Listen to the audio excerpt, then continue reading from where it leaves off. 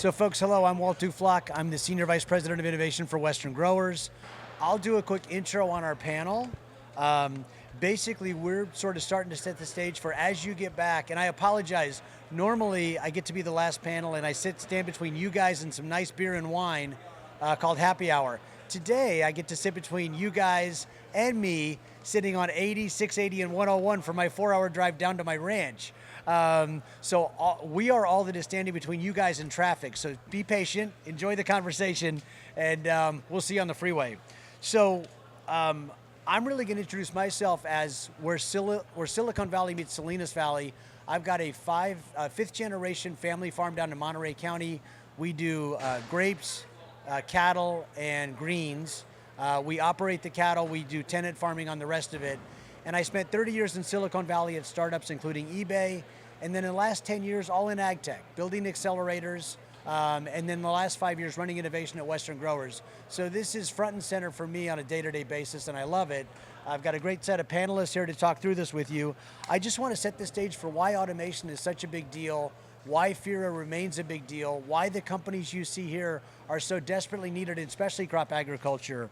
So we have over $61 billion in ag products produced in California today.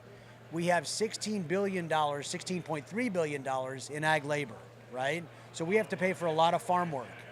1/3 of that labor is for non-harvest, 2/3 of it is for harvest. And as you see, a lot of the companies that are here, these startups, they're focusing on things like weeding, thinning, planting, and spraying, not on harvest, right? And so we need more solutions in harvest. We'll talk about that. But across that $16.3 billion hours, there's a big breakdown in how that money is spent. 10% of our workforce in California is now H-2A immigrant farm workers.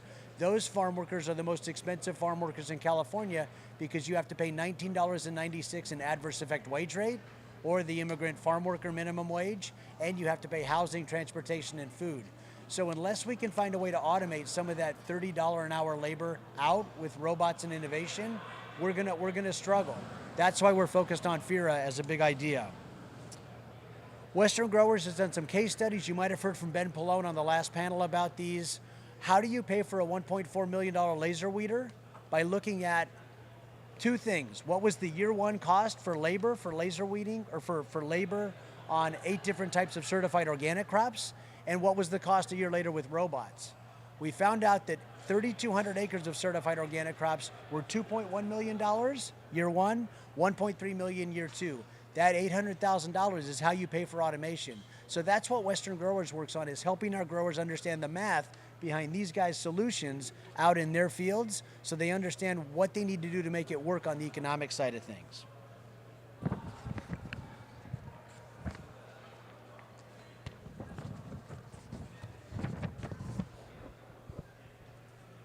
So if we look at harvest being the elusive white whale, we'll talk a little bit about that today.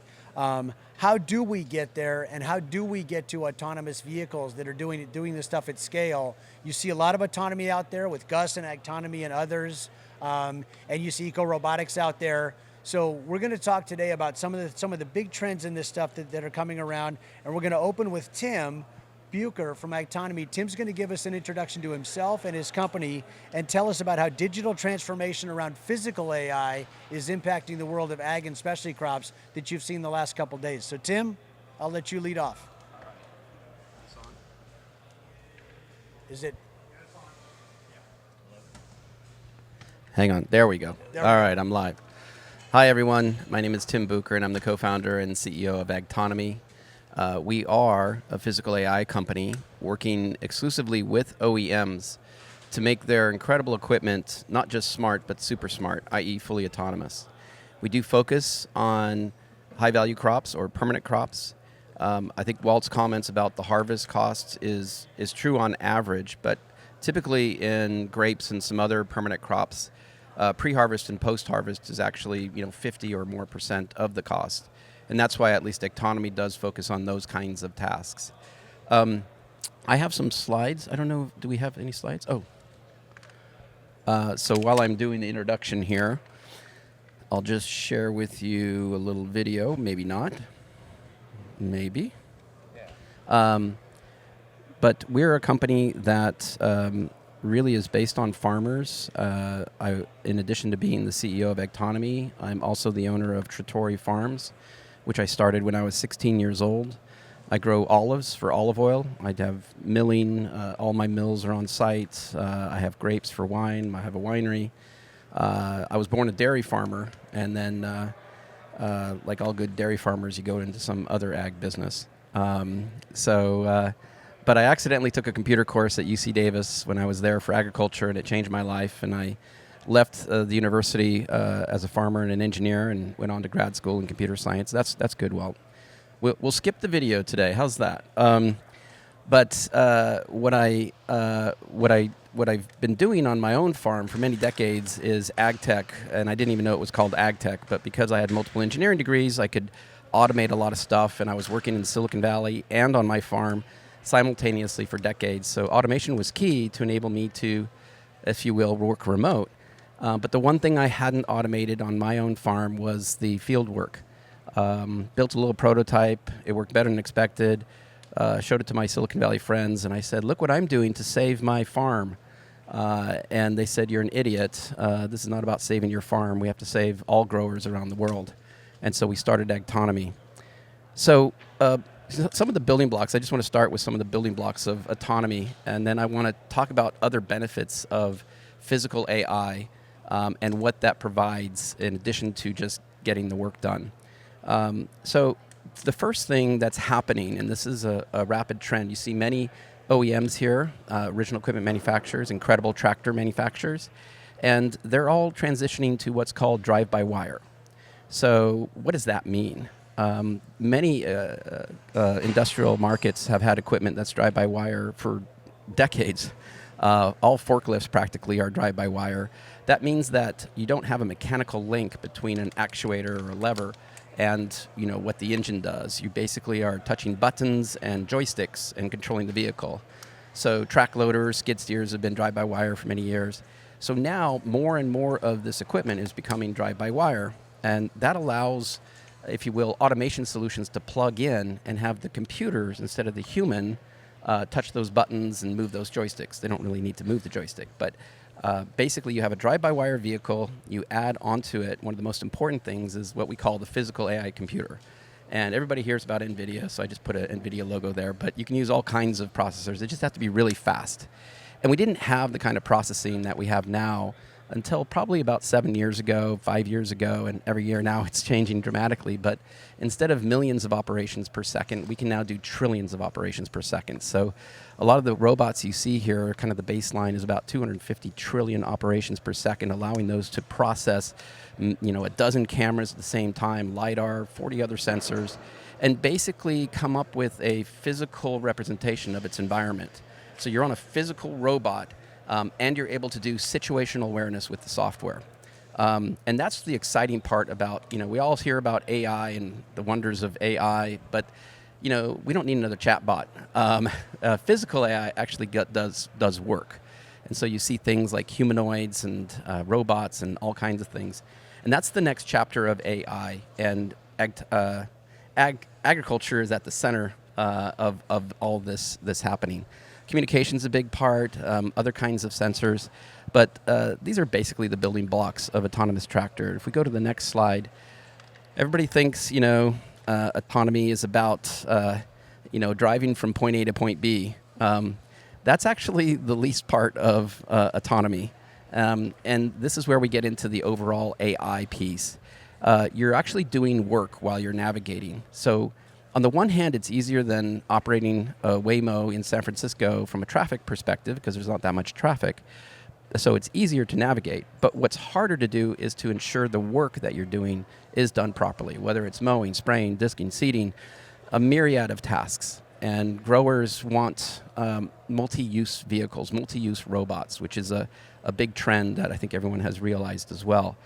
So you get the work done, and obviously you have significant labor savings, the thing in the center there.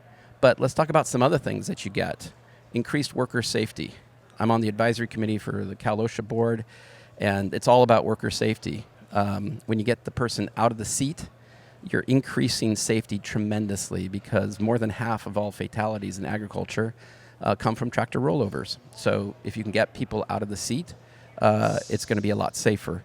Reduce fuel consumption, and Ben was touching on this too. Once you've automated, the previous talk, Ben was talking about it, once you have automation, the computers control the RPM precisely, do the turns precisely, speed properly, lift the implements, lower the implements, and every turn is exactly the same, and you have much better routing than a human does. So our customers are seeing between 20 and 30% savings in fuel, and in states like California, we always talk about electrification. Well, automation is actually better than electrification if you really want to, do things to save the environment. Although I'm a big EV fan, so don't get me wrong. And then reduced herbicide, because in the past, doing underplant cultivation for weeding, whether it's mechanical or otherwise, you're driving a tractor at 4 miles an hour, and you have 6 levers that you're controlling a toolbar with 6 different axes of actuators. It leads to a lot of accidents. A lot of trees are taken out. A lot of vines are taken out. And heaven forbid, the operator actually gets hurt. So now you can actually do things much more precisely, much more efficiently, and multi-pass now, because of automation, is a reality. So you can significantly reduce, if not eliminate, herbicide use. And then the job gets done better too, because if you look at it as an overall physical AI robot, it's not just driving, it's actually making sure that the cuts are done properly, that the spray is done properly, because heaven forbid you do sprays incorrectly, you can kill your whole crop. And here's an exciting one. What we found is that when growers who are using automation put out job descriptions, postings for a tractor driver, they get exactly 0 resumes.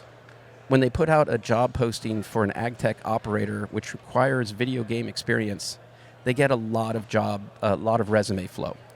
And so now you're able to have a new, younger workforce coming into agriculture, which is desperately needed, because I think Walt's the average farmer is now 60 years old or higher in California and elsewhere. Going up. So the point I want to make is, once you bring physical AI into agriculture and have these levels of intelligence on the machines, you get so many additional benefits other than just getting the job done, which is our number one priority and what growers' pain point is. And then I have a last slide here, I think. Maybe not. I don't think I do. So, people ask, well, who's using stuff? Who's interested in using stuff? This is just a subset of folks out there that have been using many of the kinds of companies you see out here, trying them. They really want to embrace this because they know if they don't, the future is quite bleak. I don't mean to sound, bring terrible news, but all of us growers, we basically say to each other, hey, how's Farmageddon going for you, right? It's a really big deal right now. And the only way out is to innovate our way out. So, it's not just mom and pop growers, it's big enterprise growers, big public companies, you name it. Automation and autonomy is needed everywhere in agriculture. Nice. Great stuff, Tim. Thank you. Next up, we're going to have Alex with a quick introduction on himself. And we talked about the integration layer, right? So let's kick off the discussion with that, because I don't know if folks are aware of this. Specialty crop AgTech was about a $250 million category last year. We've got it forecasted going to $1 billion in 5 years. That is going to create, if you look at historically technical trends, 150 to 200 million of opportunity in that integration layer between the grower and the AgTech startup. So tell us how that's starting to form and what that looks like, Alex. Yeah, very good, Walt. My name is Alex Fossil. I come from Chile, and I grew up also a rancher. Not dairy, but actually beef. And no weekends, working all hours, and all the holidays and vacations were working at the ranch. So that got me motivated to be thinking about how we can improve the lifestyle and the quality of life of farmers and ranchers. So eventually started to, like you, decided to study automation and robotics in Pittsburgh. And then I spent almost 20 years with John Deere in a number of positions and responsibilities associated around automation. Work in the US, in Germany, and also in Brazil. And I had also the responsibility for customer support. And when you need to deal with when the technology breaks, you learn pretty quickly that there are topics such as availability, robustness, etc., that are critical. Could be the best technology in the world, but if it is not working, as in the previous talk, if you can't fix it in an hour, then maybe someone is going to be looking for an alternative. I founded 5 years ago Balanced Engineering, which is an integration and engineering services company. We operate in the US, in Europe, and also in Brazil.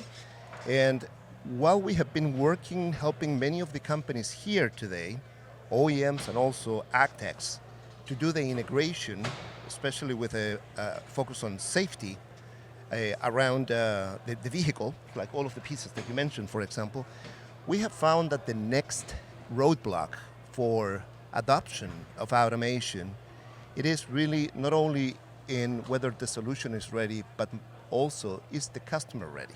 If you can play the video that comes in the next slide, I'll just use it for, that one, thank you. So what happens is that when we work, we typically try to automate, and to automate a job. In this case, we are, plowing. And the whole focus is into getting that particular piece done. But the challenge is that for the customer to actually get that function going, he needs to have planned this operation the year before, had to have purchased and acquire equipment, needed to bring the equipment to the site and get it ready, somehow instruct the equipment, the autonomy equipment, what to do, where to do it, how to do it, and also take a look at whether the field is ready for all of this. And then after all is done, then you need to clean up and get the equipment to the next place.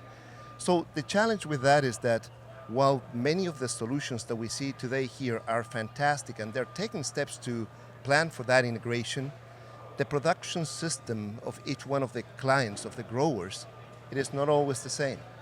They've spent decades, or perhaps, many decades, doing things one way. They have evolved their way. So the challenge is, how do you integrate an autonomy package into multiple ways of executing this production system? So when we go to the next, then is when we realize it's not just about the solution readiness, when we all worry about that. There's also the customer readiness. And for that, we need to actually work with the customer, and that is what Walt was referring to, this integration piece that, for example, the dealers do very well with standard equipment, but for this newer equipment, you need a new set of capabilities. And also, there's the business readiness. In other words, everyone needs to make money sustainably for this to work. If we go to the next, Walt, and we're done with slides almost, then that's why we look into, for example, a study case is sugarcane in Brazil, the automation of large tractors. Well, these operations need to run 24/7. So that means that, and sometimes you have fronts of equipments with 3 harvesters, and each one of them has 3 tractors. So you may have 10 pieces of equipment. So you need to bus people in and out, and then you need to make sure that everyone is ready and knows what to do. So it's a very complex operation. We go to the next. So integrating autonomy there is not just dropping an autonomous tractor and things just work. And guess what? Ag production doesn't just stay in a place. It needs to go to processing, to a storage, to a plant that is processing the packaging or processing that. So that means that there has to be a steady flow of production, and that cannot stop.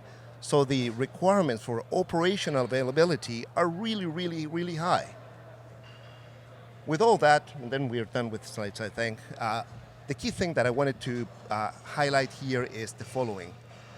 Now, when we look into integrating an autonomous solution to a large operation, we're going to be looking at the solution, at the technical maturity, the field adaptation, all of aspects of operational support and service integration that needs to be part of it, the compliance, the safety, and the commercial maturity, that is all part of the solution. But then we need to have a customer that has the organization, the culture, the processes, the operations, the infrastructure, communications, for example, and also that has the financial planning to be able to sustain this adoption and the integration. And finally, it's not just about the customer and the solution. It is also about the business. Do we have a business model fit? Renting, acquisition, CapEx, OpEx? The value proposition that you well described, is it clear for the customer? Are they able to justify it to their financial directors as to whether they will indeed save that money? Is there a go-to-market plan, scalability? And of course, there's the risk and the ecosystem maturity. Do we have dealers that are ready to support that? Do we have the parts? Do we have the training? And actually, do we have even the workers prepared to run this? So with that, this is what I wanted to bring to this panel, is that we are seeing that as AGTECH scales, there is an emerging need for more and more support in the integration, because it is not about those of you who produce solutions to have a robust, mature, and effective solution. Is the customer ready, and is the business overall ready? Awesome. Thank you, Alex. And Chrissy, change in seat for you, right? Formerly on the dealer side with FIRA, now at the Eco Robotics table, playing on the startup side, and we talked about the ecosystem approach and the kind of whole systems thinking approach, company-wide approach, and how that benefits AgTech adoption. Maybe a few thoughts on that. Yeah, for sure. So every time I come up here, it's a different, it's fun to stay on that one for a second. Okay. Yeah. I have a different title for each time I'm up here, but actually, I'm going to take this off for a second. Yeah, that's good. Okay. I need to readjust. There we go. Is that the one? That's the one, yeah. Yeah, so I'm the U.S. Communications and Marketing Manager for Eco Robotics, but I'm actually coming at this from more of a media angle. So I have North American Ag, where I have 2 podcasts, North American Ag Spotlight and What Color Is Your Tractor? I'm also coming at this from my position, VP of Communications for American Agri-Women as well.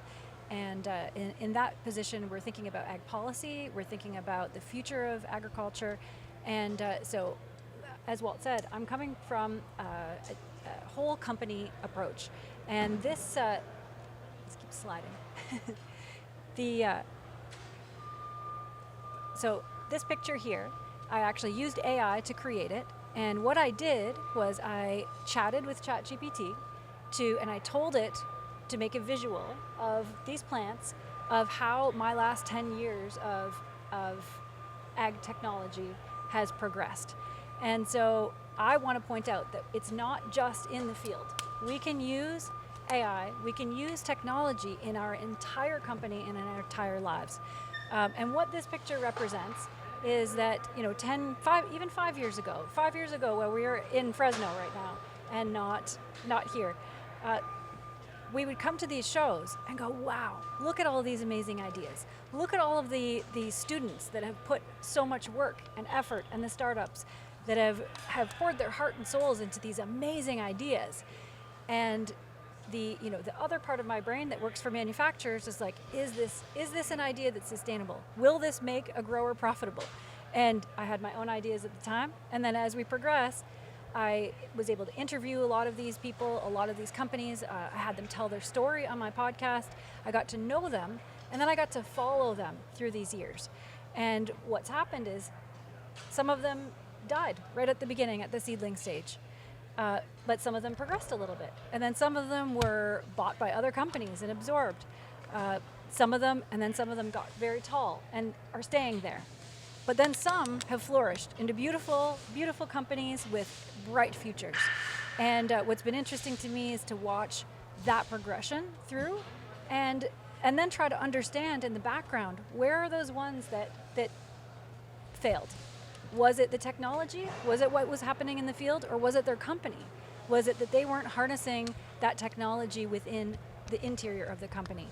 And with my media hat and going to other companies and through these years, I've gone onto a farm and I've seen the highest technology, the best technology in the field. And then you walk into the office and they're moving paper from here to a greenhouse 10 ranges away. And I think, what is happening? Why are they doing this? Why are they only using it in the field? So I think everyone who owns a company, who's working in a company, you have to embrace and leverage technology. We can go to that. the next slide now. So here, my message is we need to embrace the future and we need to do it now. And we need to do it in all aspects of our life. One more click. So leveraging technology for your whole company means mapping out your processes from your marketing department to your after sales department. See how each of your departments, if you own a company, if you've worked in a company before, you know that engineers don't always get along with salespeople. But is there a way that they can communicate using technology where it doesn't make headbutting? Where these ideas can flow from the field, that salesperson is in the field helping fix those machines. Is there a way for them to take that information and bring it to engineers without just griping about it to somebody on the phone on their truck ride home? And technology can help us with that. So every company should be mapping out the customer experience, that customer journey from your marketing department all the way back and then create loops back again. And so at Eco Robotics, we're doing that. And that's why I'm there. I love it. We're really taking the feedback, not just from the farmer, which is the most important, but also internally, and bringing that back and using and leveraging technology all the way through that process. So one more. And then leveraging technology in your company will actually leverage technology for your own quality of life. When you can be managing a range of greenhouses from a beach on your vacation with your family, that's going to increase your quality of life. Technology allows you to do that where in the past that was not possible. So now, I know so many dairy farmers that cannot leave the farm. Well, we have that technology now. We have ways around it. And if you are thinking not just about the field, but about your company, you're going to have a better quality of life.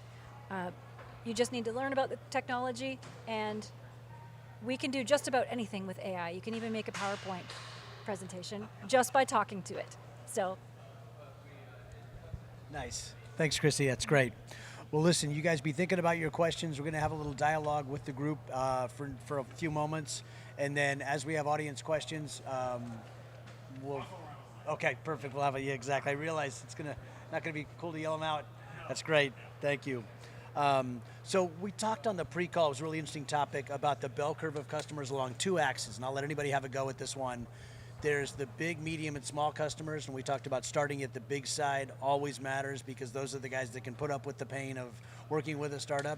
And we talked about early adopters versus later adopters. So how do you guys on the technology cycle identify the right large customers and the right early adopters to get things started? And how does that migrate eventually to a business opportunity for the medium and small farmers most effectively? Yeah, so I can start. First, it starts with interest, right? So you come to these events and you are online and you're on farms and you start with that grower who wants to be at the edge of the sword, the tip of the sword, who wants to be the early adopter. You're not going to force someone to become to put up that risk. And then you also qualify that person. And like you said, if it's a larger grower, they can spare an acre or two in trials. A small farmer can't do that. So what we need to do is really work with those growers. And what I found, especially even here, I was listening to a panel the other day on Florida growers, and every single grower repeated, we want to work with manufacturers. They are open to that. They want to be part of the solution, and they get a certain sense of community and pride in being part of that solution as well and developing this technology. So I think you need to be sensitive about who's open to it. And then as their neighbors, as the other growers see that technology, as strategy is always doing demos, it is for every equipment manufacturer, then you can take that and once it's proven and take it to the smaller growers. So I think that you said something that was really triggering a thought earlier. You mentioned about, having the greatest technology out there, but you're just writing things on paper. So to me, the adoption starts with customers that they have taken some steps towards this fancy phrase, digital transformation. And I think about it with three elements. For any innovation to happen, you need technology, you need people, and you need process. If you have just one or two of those, the innovation is not going to succeed. So those customers typically are large, are early adopters, because they have taken some steps in terms of this digitalization. They have standardized certain ways of doing things in the field that is process. And also they have people that they have trained that they can over and over execute that process of whether it's planting, whether it's thinning, or whichever job that is. So to me, it's for a customer to be kind of like ready and be one of these early adopters, they need to have shown certain steps towards digitalizing the overall operation, and they need to have some digital technology, people, and process. Can I be the contrarian, Yeah, Walt? of course. No, no, I'm not the contrarian. That's why you're here, Tim. Yeah. I'm going to get kicked off the stage. Okay, from a AgTech startup perspective, we only look at the enterprise growers. Alex said something very important in his circle of life, that the business has to be ready, the customer has to be ready, et cetera, right? The business part, automation doesn't make any sense for small growers. If you get one robot and you have to have one person watching that robot, just go home. I mean, it's just not going to work. I'm sorry to be so blunt about this. But when you are working with enterprise customers who you know what their problem is, they know what their problem is, and for them, they need, fleets of robots, fleets of automation, and the business readiness is about proving it out in 1 year. Like, that's critical. Soon it's going to be 1 hour. But it's super important to find those customers where they have the scale to accept multiple robots, I'll call them in general, so that the ROI pencils out very quickly. Because if they can have one person managing multiple vehicles, we found that's the real sweet spot. And then over time, the costs go down and everything goes down, and it goes down to the lower levels or the broader levels of the pyramid into the smaller growers. Today, right before this talk, AgTonomy was out there with not one, not two, not three, not 4 vehicles at the same time. We would have had 20 if we had them here. But I think that's really important for those larger growers, is to be able to take that one precious resource, upskill them. And by the way, upskilling today, everybody thinks, we got to hire, engineers and things to run robots. It's not at all the case. Like Chrissy was saying, it's so much easier today with all the tools that are available to us. And the thing that we found is everybody has a smartphone, so it typically takes about 1 hour to train a grower, if you will. Funny story, at the beginning of AgTonomy years ago, we had a couple months in our plans to help train our first customer. We were going to do manual and then remote control and then autonomous operation. So they did 5 minutes of manual operation. Said, okay, I got that. They did about 5 minutes of remote control. I said, I got that. And then they did about 5 minutes of autonomy, and then they said, can you please leave our ranch? We got this. So, that was years ago, and things have only gotten better. But it's super important, that circle of life, that you do check all those boxes. And right now, at least, it's the big growers that need the help and that can make the business work for them if the technology can support that kind of scale. Yeah, that's great. Great stuff, folks. So let's focus in on the topic du jour in every conference lately, sadly, artificial intelligence, right? Let's talk about whether this panel thinks that the bigger impact of artificial intelligence is going to be on companies and using it to help serve their customers, or on customers serving themselves, right? So if you think about AI, the early use cases were customer support lines getting better about chemistry recommendations, genetics recommendations, barcode interpretation, right? And the laser weeder can do 1 crop, then 2, then 3, then 4, because AI makes those cycles faster. Meanwhile, the consumers, and show of hands, how many folks are taking 20% less Google searches and doing 20% more AI searches lately, right? Oh, way more than 20%. And some of us are even more aggressive than that, exactly. It's audience participation, Alex, exactly. So what do you think is going to be the bigger impact? The impact AI has on the companies servicing the customers, or the customer's ability to figure out the products better and faster, or both? I've been thinking hard about this for the last year, actually. So of course, AI is going to be good for obstacle detection and weeding and a number of things. But I anticipate, if you ever read a book called 40 Chances, It was reading to show that a grower has roughly 40 years to complete a growth cycle. And that is all of the experience, plus your friends, your dad, and some experts. So it's just a lot of experience, some experience to make decisions. But you're never going to change too much because you don't want to make a mistake. So, Walt, to your question, I anticipate that there was going to be something like ChatGPT, FarmGPT. That is going to be someone you're going to be able to talk and say, hey, the commodity prices of what I'm planting today are going down. We need to think this over. What are the options? And this expert is going to give you a number of options and scenarios of planting different things that maybe you would have not thought. And then you're going to say, well, what equipment do I have, or do I have in which parts of my fields I can do that? Well, those are the fields that have the soil and the chemistry that is more apt for these new crops.